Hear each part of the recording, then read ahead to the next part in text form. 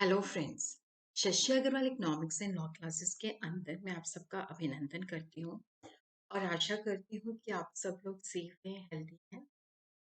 आज का जो हमारा विषय है माइक्रो इकोनॉमिक्स, बिजनेस इकोनॉमिक्स, जिसके अंदर हम करेंगे what is the nature of the profit and we are also going to learn the concepts of the profits.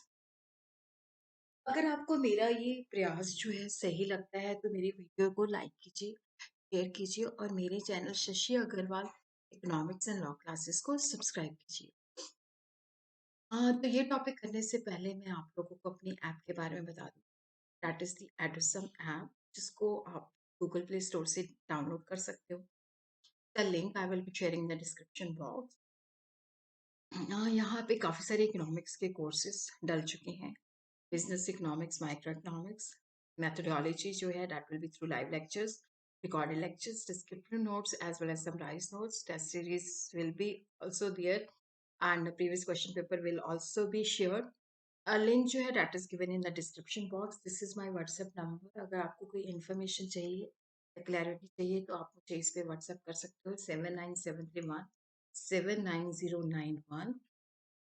और ये जो ऐप है that is relevant for the student of commerce, economics and management. Profit जो है एक factor income है क्योंकि entrepreneur जो है one of the factors of production है। जैसे यहाँ पे लैंड है, गेट्स लैंड, लेबर जो है उसको वेजेस मिलता है, कैपिटल जो है इंटरेस्ट है। और एंटरप्रेन्योर को जो वो बिजनेस के अंदर रिस्क लेता है, बिजनेस को सेट करता है, अनसर्टेनिटी को बियर करता है, जो इनकम उससे प्राप्त होती है that is known as a profit. Profit जो है एक सरप्लस इनकम भी है। Profit may be defined as the difference between the firm's total revenue and the total cost. ये एक पॉजिटिव रेजिड्यू है अगर हमारा टोटल रेवेन्यू जो है that is more than the total cost. जैसे वो फर्नीचर बनाता है, उसकी कॉस्ट जो है 8,000 है, सेल करता है 10,000 पे, तो प्रॉफिट जो है 10,000 minus 8,000 which is equal to 2,000। Second जो है एंटरप्रेन्योर, जो उद्यमी है, उसने बिजनेस को सेट किया है, उसने बिजनेस के अंदर इनोवेशंस इंट्रोड्यूस की है, उसने रिस्क को बेयर किया है, मार्केट की इम्परफेक्शन को बेयर किया है। तो ये सब कुछ उसने बेयर किया है तो उसके बदले में जो उसको रिवार्ड मिलता है that is a profit. Cross profit का अर्थ होता है टोटल रेवेन्यू से एक्सप्लिसिट कॉस्ट को माइनस कर दो। अब क्वेश्चन ये अराइज होता है कि what is explicit cost. Explicit cost जो है वो कॉस्ट है जो आउट ऑफ पॉकेट कॉस्ट है, जिसको हम पे करते हैं। जैसे जैसे हमने फर्नीचर बनाना है तो लेबर रखा है, उसको वेजेस पे किया, जो बिल्डिंग किराए पे ले रखी है उसका रेंट पे दिया, कैपिटल जो है उसका इंटरेस्ट पे किया।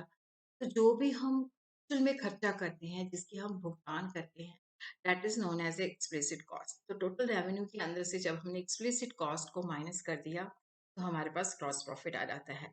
जैसे मान लो टोटल रेवेन्यू हमारे पास 20,000 है और जो खर्चा हमने किया है, एक्सप्लिसिट कॉस्ट जो एक्चुअल में हमने भुगतान किया है रेंट, वेजेस और इंटरेस्ट का, that is to the tune of 10,000। तो क्रॉस प्रॉफिट जो है 20,000 minus 10,000 which is equal to 10,000।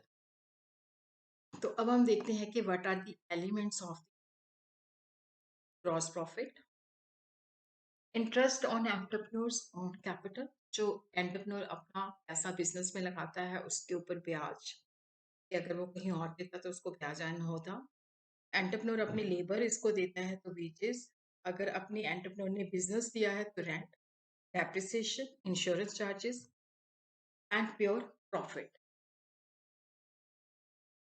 So these are the elements of the gross profit: interest on entrepreneur's own capital, wages of entrepreneur's own labor, rent on entrepreneur's own land, depreciation charges, insurance charges, and the pure profit.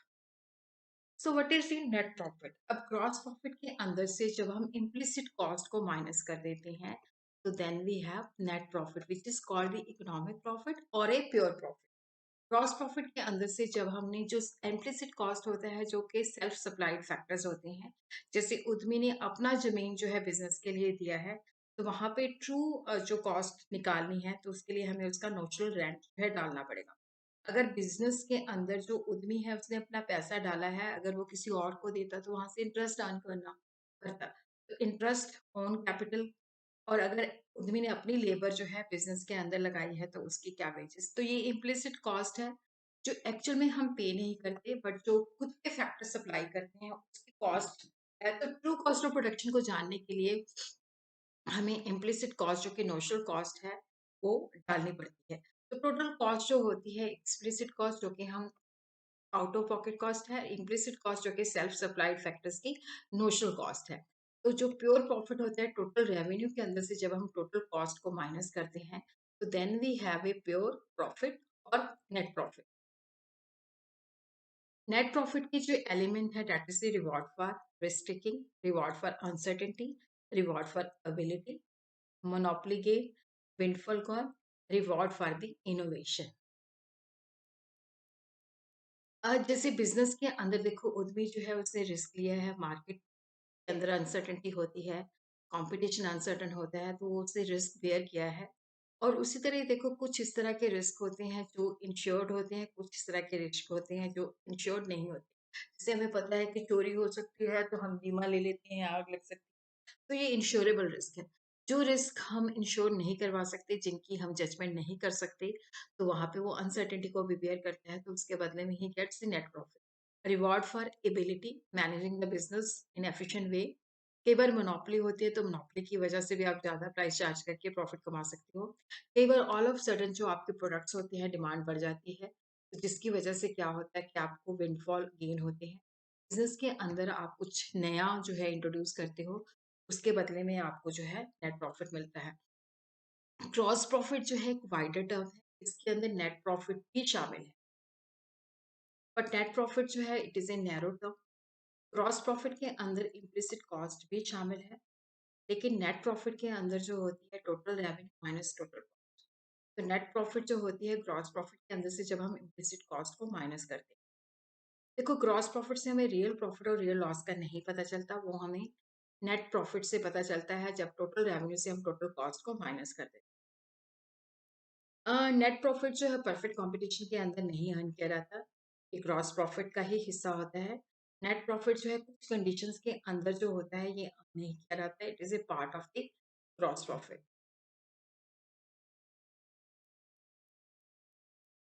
अब question ये arise होता है कि जो profit है, क्या वो price का हिस्सा है। तो हम कह सकते हैं कि जो नॉर्मल प्रॉफिट है, वो जो है कॉस्ट ऑफ प्रोडक्शन का हिस्सा होता है, और वो प्राइस को इन्फ्लुएंस करता है।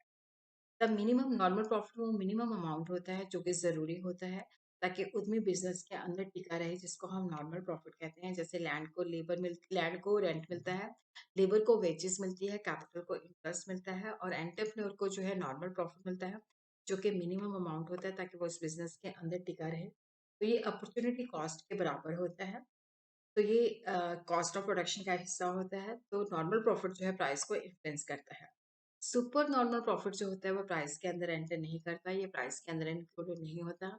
ये आपको मोनोपोली पोजीशन की वजह से, या ऑल ऑफ सडन आपके प्रोडक्ट्स की डिमांड बढ़ जाती है, उसकी वजह से अवेलेबल होता है, या एंटरप्रेन्योर ने बहुत अच्छे ढंग से इसको मैनेज किया होता है। तो जो सुपर नॉर्मल प्रॉफिट होता है, ये प्राइस का हिस्सा नहीं होता। तो these are the various theories जो मैं ऑलरेडी इस चैनल के अंदर डाल चुकी हूँ। Dynamic theory, innovation theory of profit, risk theory of profit, uncertainty theory of profit. So what is the nature of the profit. जो अलग अलग अर्थशास्त्री हैं, वो एक प्रॉफिट के बारे में एक जो है नहीं बता पाए। सबका अपना अपना अलग अलग आर्गुमेंट है, जिसकी वजह से हम कह सकते हैं कि जो प्रॉफिट है, इसको डिफाइन करना, इसको जो नेचर है वो डिफाइन करना बहुत ही अनसर्टेन है, कोई यूनानिमिटी नहीं है। क्लासिकल इकोनॉमिस्ट जो है एंटरप्रेन्योर और एक कैपिटलिस्ट जो कि पूंजी प्रोवाइड करता है, उसके अंदर कोई डिफरेंस नहीं करते। वो कहते हैं कि सेम चीज है। प्रॉफिट वही उद्यमी करते हैं जो अपना पैसा इसमें लगाते हैं, जो बिजनेस को रन करते हैं। मार्शल ने कहा कि लॉन्ग रन एंटरप्रेन्योर जो है, लॉन्ग रन के अंदर जो उद्यमी है उसको नॉर्मल प्रॉफिट मिलता है। पर ये व्यू भी कंप्लीट नहीं है, क्योंकि लॉन्ग रन के अंदर भी कुछ ऐसे उद्यमी होते हैं जिनको अब नॉर्मल प्रॉफिट मिलता है। तो मार्शल इस बात को डिफाइन नहीं कर पाया, क्लैरिफाई नहीं कर पाया। प्रोफेसर हॉबले के मुताबिक जो उद्यमी है उसको प्रॉफिट इसलिए मिलता है क्योंकि वो रिस्क बेयर करता है। कुछ रिस्क जो होते हैं जिसको हम एंटिसिपेट कर सकते हैं, जिसके इंश्योरेंस ले सकते हैं, तो वो प्रॉफिट को जन्म नहीं देते। तो कुछ जो प्रॉफिट इंश्योरेबल नहीं होते, तो वो प्रॉफिट को जन्म देते हैं। बट इसके अंदर भी क्या है कि लिमिटेशन है कि risk is not the exclusive factor for the emergency of the profit. तो ये एक फैक्टर है। प्रोफेसर वॉकर जो है वो कहते हैं कि profit is the nature of the rent. Rent जो है एक सरप्लस है, क्योंकि एंटरप्रेन्योर ने उद्यमिता के साथ अपने बिजनेस को मैनेज किया है। बट ये आर्गुमेंट भी वैलिड नहीं है, क्योंकि जो जैसे जॉइंट स्टॉक कंपनी है वहाँ पे शेयर होल्डर जो होते हैं ऑनर्स होते हैं, बट वो विदाउट एबिलिटी उनको प्रॉफिट मिलता है। और इसी तरह रेंट और प्रॉफिट के अंदर काफी डिफरेंस होता है। Professor Dosang, profit is the nature of wage which is paid to the entrepreneur for his own work। और ये भी लॉजिकल नहीं है, वेज और प्रॉफिट के बीच में काफी डिफरेंस होता है। प्रोफेसर नाइट के मुताबिक प्रॉफिट इस वजह से होता है कि अनसर्टेनिटी को बियर किया जाता है। प्रोफेसर शुम्पीटर की वजह से इनोवेशन बिजनेस के अंदर एंटरप्रेन्योर इंट्रोड्यूस करता है, जिसकी वजह से प्रॉफिट होता है। क्लार्क के मुताबिक जो डायनामिक चेंजेस होती हैं तो जिसकी वजह से डिसइक्विलिब्रियम उत्पन्न होता है और प्रॉफिट उत्पन्न होता है।